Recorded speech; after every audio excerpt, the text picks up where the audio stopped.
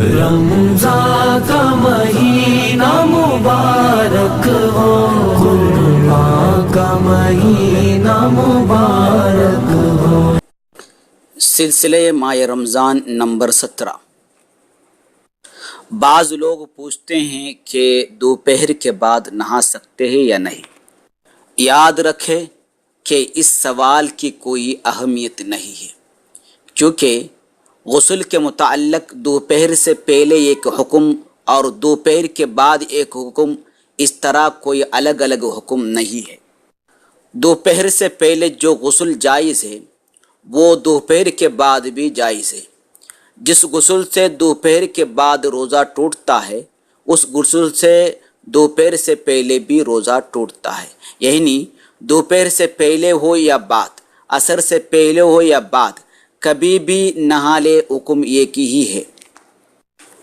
بعض لوگ سوال کرتے ہیں کہ کیا روزے کی حالت میں غسل کر سکتے ہیں؟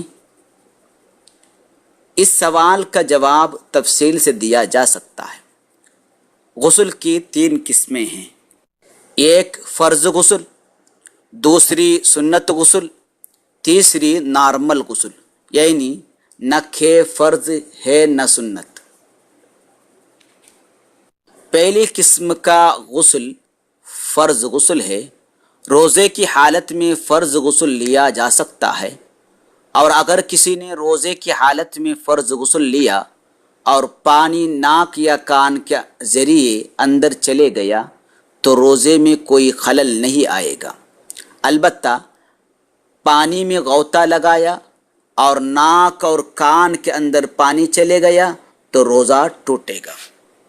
غسل کی دوسری قسم سنت غسل ہے۔ سنت غسل میں پانی اندر چلے جانے کا اگر خوف ڈر نہ ہو تو روزے دار دن میں غسل لے سکتا ہے۔ پھر اگر پانی کان اور ناک کے اندر چلے گیا تو روزے میں کوئی خلل نہیں آئے گا۔ ہاں، اگر پانی اندر چلے جانے کا ڈر ہو تو سنت غسل نہ لیا جائے۔ تیسری قسم نارمل غسل، جو لوگ آفس میں جانے سے پہلے نہا لیتے ہیں، گرمی میں بدن کو ٹھنڈا کرنے کے لیے نہا لیتے ہیں، اسے نارمل غسل کہتے ہیں۔ یہ نہ کہ فرض ہے نہ سنت۔ اس طرح کا غسل لیتے وقت پانی ناک یا کان کے اندر چلے گیا تو روزہ ٹوٹ جاتا ہے۔ اس لیے دن میں فرض غسل اور سنت غسل کے علاوہ کوئی غسل نہ لیا جائے۔ البتہ نارمل غسل لیا پھر بھی پانی ناک اور کان کے اندر چلے نہیں گیا تو روزہ نہیں ٹوٹے گا۔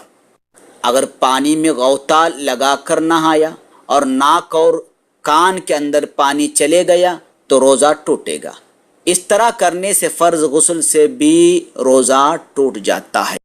رمضان کا مہینہ مبارک ہو، قربان کا مہینہ مبارک ہو۔